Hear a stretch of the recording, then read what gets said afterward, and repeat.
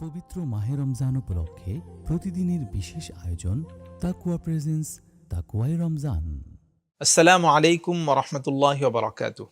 আলহামদুলিল্লাহ ওয়াসসালাতু ওয়াসসালামু আলা রাসূলিল্লাহ, আম্মা বা'দ। প্রিয় দিনী ভাই বোন, চলছে রমাদান মাস। রমাদান মাসের মধ্যে সবচেয়ে গুরুত্বপূর্ণ ইবাদা হচ্ছে সওম পালন করা। সওম শব্দের অর্থ হচ্ছে বিরত থাকা, আত্মসংযম করা।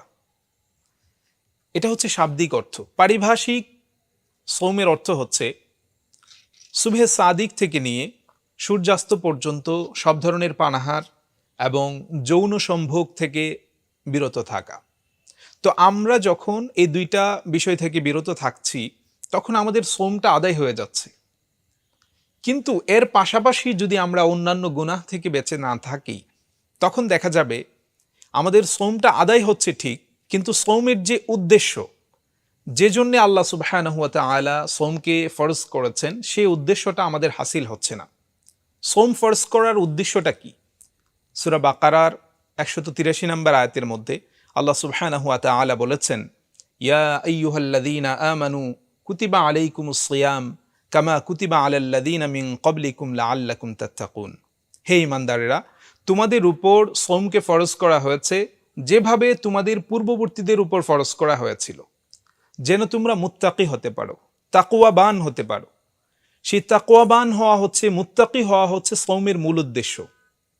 কিন্তু আমি যখন শুধু পানাহার থেকে, যৌন সম্ভোগ থেকে মুক্ত থাকছি, কিন্তু অন্যান্য গুনাহে জড়িয়ে যাচ্ছি, তখন কিন্তু আমার তাকওয়াটা পরিপূর্ণভাবে অর্জন হচ্ছে না। এজন্য আমাকে যেমনভাবে আমরা পানাহার এবং যৌন সম্ভোগ থেকে বিরত থাকছি, ঠিক তেমনিভাবে আমাকে অন্যান্য যে হারাম কাজ আছে, গুনাহের কাজ আছে, সবগুলো থেকে বিরত থাকতে হবে। কারণ আল্লাহ সুবহানাহু ওয়া তাআলা, কারণ বিশ্বনবী সাল্লাল্লাহু আলাইহি ওয়াসাল্লাম বলেছেন, বুখারী শরীফের হাদিস, মান লাম ইয়াদা কাওলা যুর ওয়াল আমালা বিহি ফালাইসা লিল্লাহি হাজাতুন আন ইয়াদা তাআমাহু ওয়া শারাবাহু। যে ব্যক্তি সওম পালন করা অবস্থায় মিথ্যা কথা এবং অনর্থক কাজ ছাড়তে পারল না, এরকম ব্যক্তির খাবার আর পানাহার পরিহার করার আল্লাহ সুবহানাহু ওয়া তাআলার কোনো প্রয়োজন নাই। কারণ হচ্ছে, আমরা আমাদের ঘরের মধ্যে, ফ্রিজের মধ্যে যে ফ্রুটস আছে, যে খাবার আছে আমাদের ঘরের মধ্যে, ওই খাবারগুলো তো আমাদের জন্য হালাল, আমরা যে কোনো সময় খেতে পারি।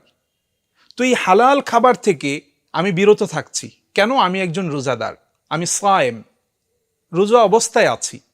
কিন্তু পক্ষান্তরে সব সময়ের জন্য যে বিষয়গুলো আমার উপর হারাম ছিল, মিথ্যা বলা, বেগানা কোনো নারীর দিকে তাকানো, অথবা অন্যের দোষ চর্চা করা, আমি হারামগুলোকে আমি সে হারামগুলোতে লিপ্ত হয়ে যাচ্ছি।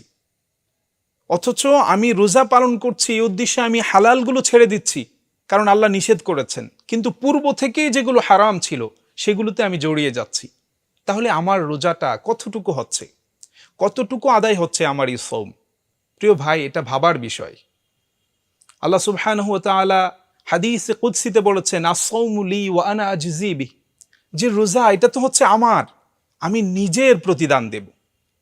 কিন্তু সেই রোজাটা আমার পরিপূর্ণভাবে যদি আদায় না হয়, তখন প্রতিদানের পরিবর্তে আল্লাহর পক্ষ থেকে আমার পানিশমেন্টের সম্মুখীন হওয়া লাগবে, আমি শাস্তির সম্মুখীন হব।